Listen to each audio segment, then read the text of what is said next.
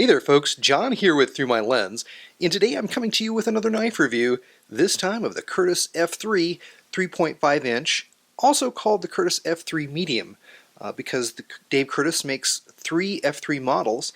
He makes a F3 Compact, which you see right here, previously reviewed both on Through My Lens and on the Through My Lens website and on the Through My Lens YouTube channel, right here on YouTube. He makes the 3.5 inch medium model that you see there, as well as a 4 inch, which I do not own. But here's a little size comparison for you for the 2.75 inch compact model and the 3.5 inch medium model. Really interesting to me just how different these two knives really are.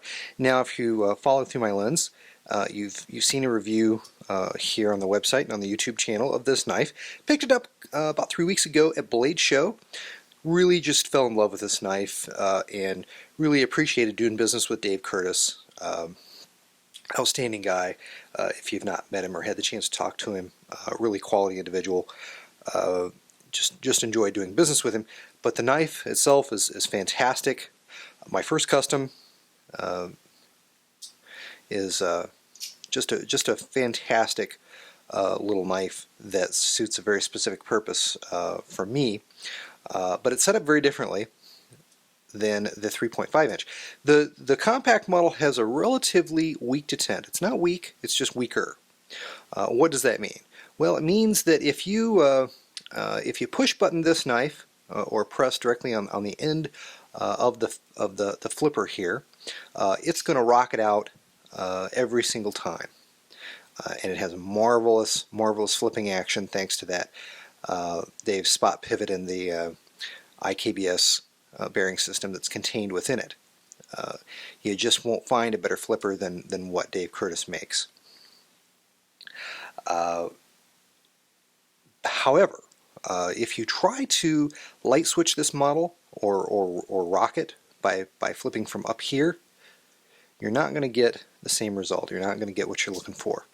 And the reason again is because the detent is fairly weak, so not a lot of force is needed to exert to make the knife come out.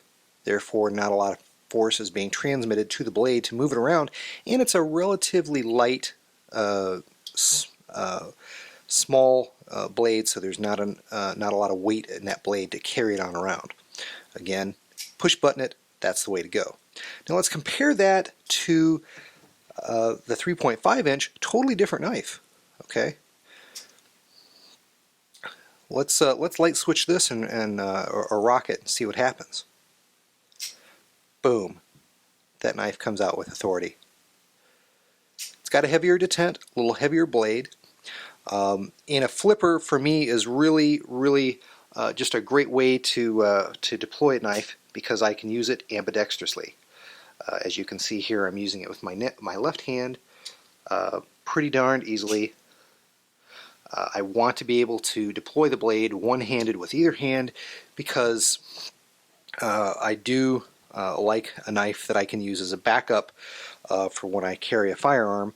I like to carry the knife on my weak side so that I can get to it if need be. And that's one of the reasons why I did pick up the 3.5 inch. I did want a knife that could be pushed into a defensive role if need be, or a tactical role, as is so popular these days. And in that role, this knife could serve very adequately. A knife in that 3.5 inch length, blade length, is kind of my minimum qualification for a knife that could be used defensively. And again, this knife is set up so much differently than the compact. Even within the F3 lineup, Dave has so many variations and options that you can create it. You can have two F3s that are totally different from one another. This one, has titanium on both sides, has lots of intricate detail in the pattern work on the titanium, has anodization along the edges and in the handle scales. The blade has a little bit different finish You can see that it's got a two-tone finish with brush flats, some kind of what I think is maybe an acid stone wash on the hollowed area there. This knife, totally different. So well set up to be a great everyday carry EDC kind of knife. On the blade, you've got in the hollowed area a lighter stone wash, so that it's not going to show wear as much. There is a lighter two-tone that's less distinct than it is on the compact that I have, but there is kind of a two-tone effect here between the flats and the hollowed area. The flats on this knife, I think, are brushed, but maybe some sort of a light stone wash applied over that. I'm not sure. I'm going to have to ask Dave about that. I just know that the finish is a little bit different on these two blades. But again, the blade is set up to be used. This knife has very wear-resistant G10 on one side, stone-washed titanium on the other, with a stone-washed pocket clip. Again, it's going to be very wear-resistant, and when you do use it, and it does pick up the natural wear from carry and use, it's going to be hard to see because of the stone-washed. And that's what I want.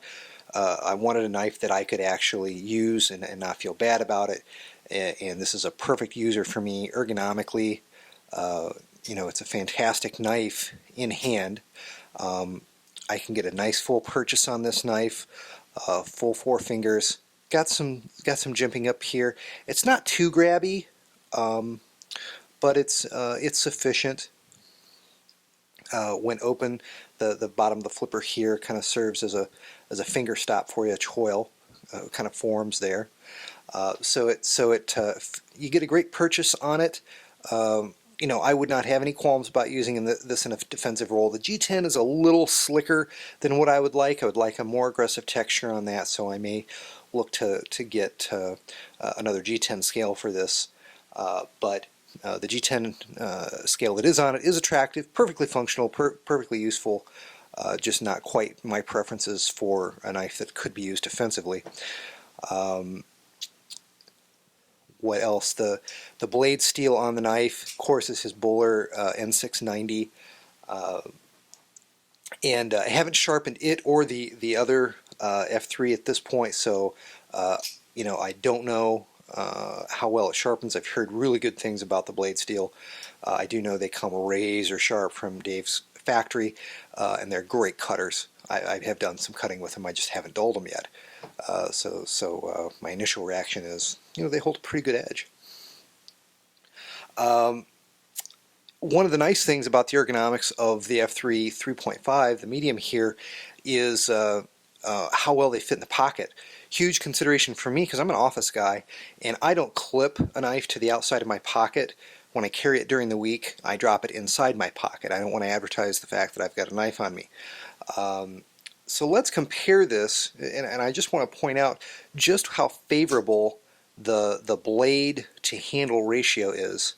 As I close this, you're going to be able to see that there's not a lot of wasted space in that handle, and it's got a very thin profile, so it fits wonderfully in the pocket.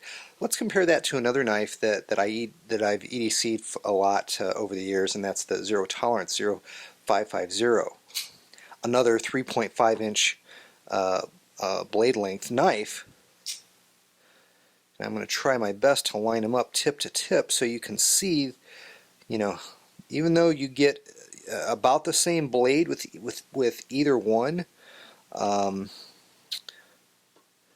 there's a big difference in how long they are and how wide they are, and it's a significant difference, and it may not look like much, but in your pocket, it's a huge difference in how much the knife will print or make be visible within your pocket. This is a pretty chunky knife, and when I carry it, it does print a little bit in my slacks.